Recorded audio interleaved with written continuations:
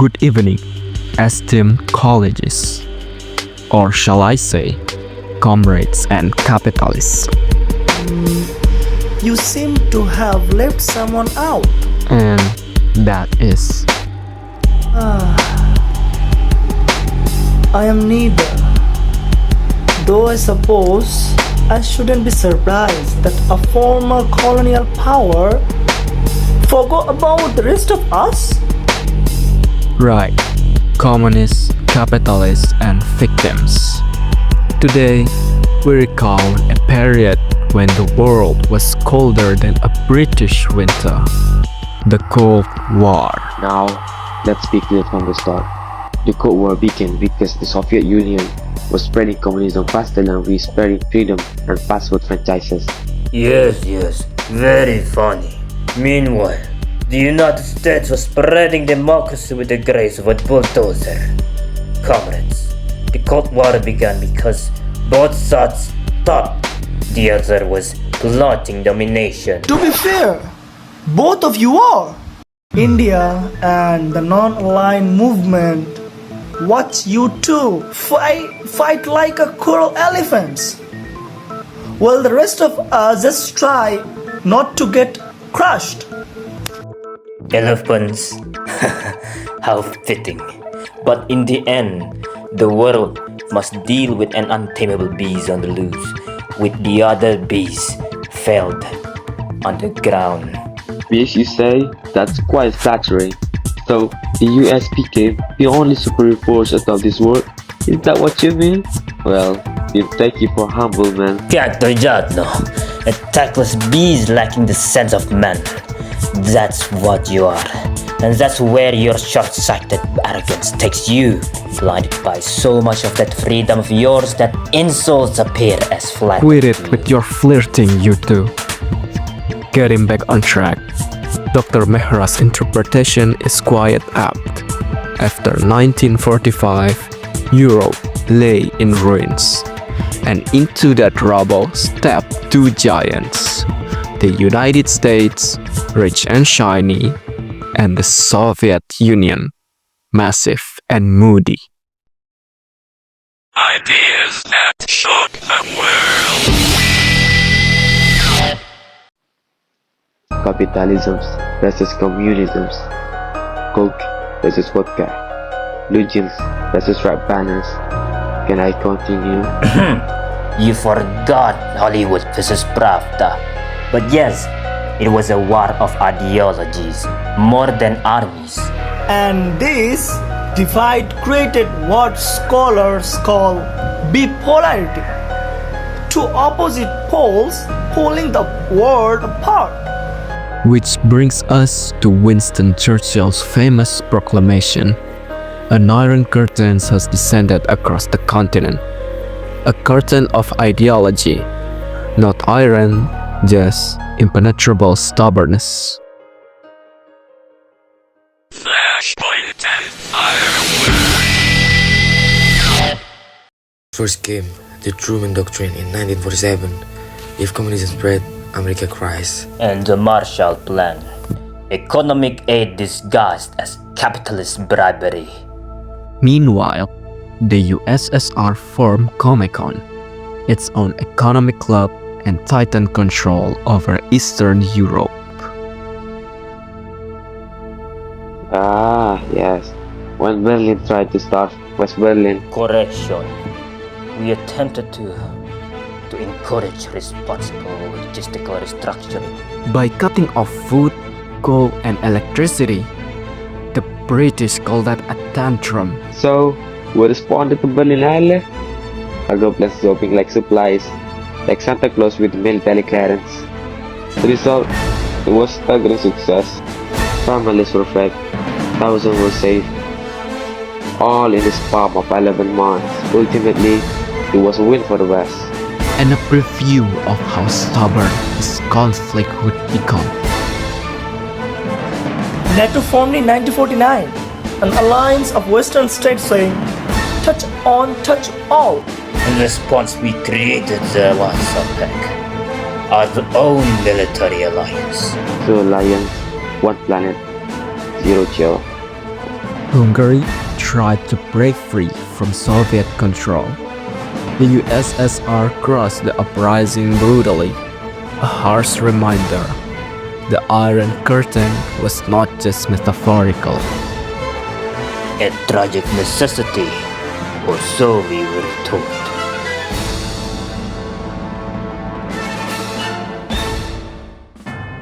And then came the Korean War, one of the Cold War's hot wars.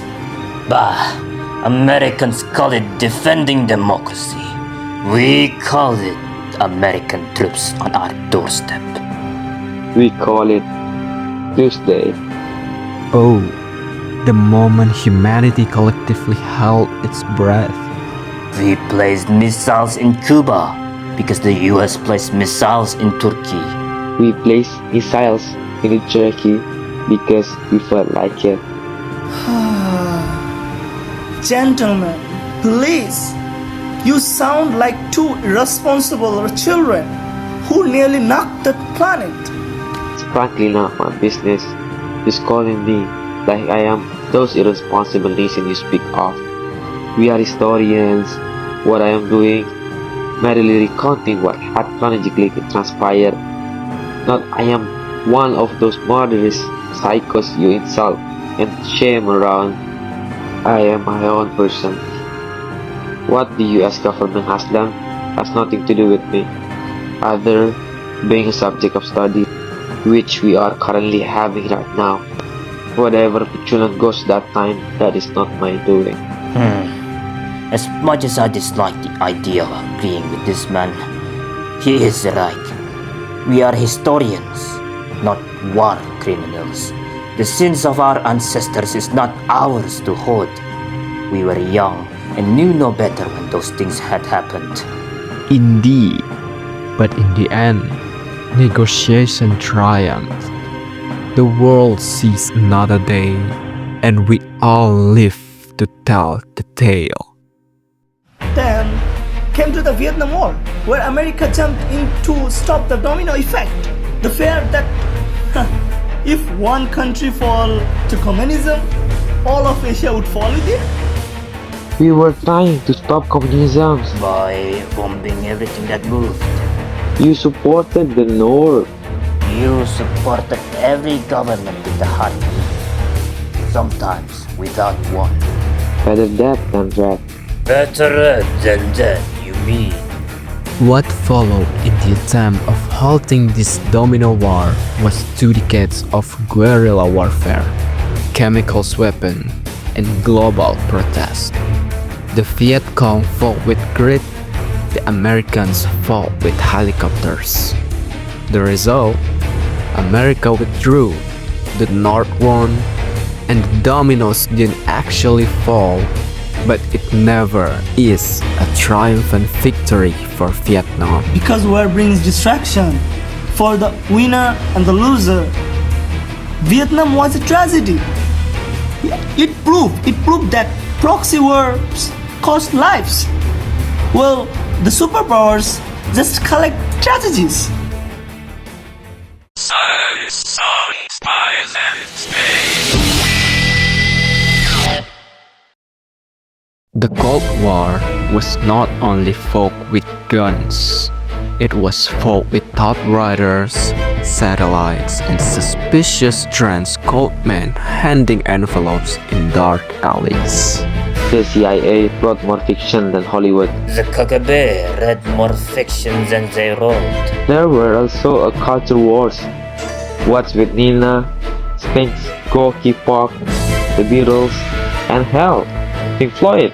Gorky Park. You know them. I was into rock back then. Gorky Park tried to bring everyone together through music, and that to me, something I can truly admire. They are one of the good ones out there. Your discrimination-laced comment aside, that is unexpected. We put a man on the moon. Because we put a man in space first. And those science progressed, driven entirely by national insecurity. A world fed up with superpowers. with two superpowers creating metaphorical shockwaves to their surroundings. The ones affected took it upon their own hands to say no, consisting of mostly third world countries. The non-aligned movement was made. India, Indonesia, Egypt, Yugoslavia. We wanted no part of this bipolar nonsense. Neither coke nor vodka, we choose water. That's boring. Well, that's very diplomatic, which is very unusual in war politics.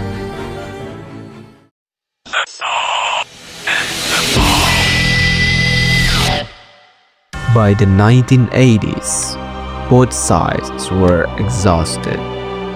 We had spent billions.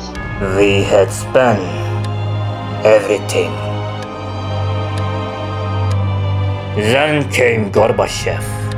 Gorbachev introduced glasnost and perestroika, which means both openness and restructuring, saying, let's fix this mess. Unfortunately for the Soviet Union, glasnost fatally exposed the flaws within the system that was previously kept secret for a reason to the public.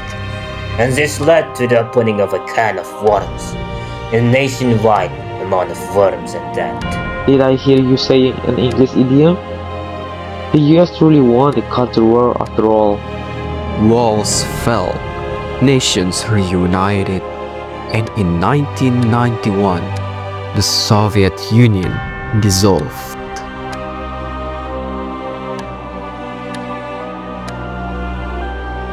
The Cold War shaped global institutions, alliances, and political identities. NATO expanded, nuclear doctrines survived, and new rivals emerged.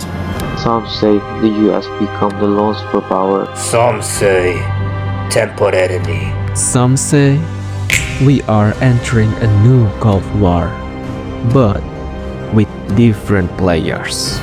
China. And the question remains, have we learned anything? Or are we simply repeating history with the better technology? And worse attention spans?